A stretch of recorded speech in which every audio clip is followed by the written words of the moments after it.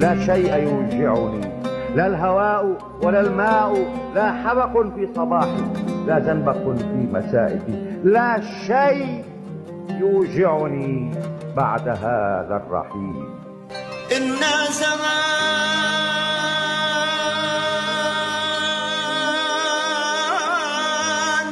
من تفارقنا، إنا زمان آن الأوان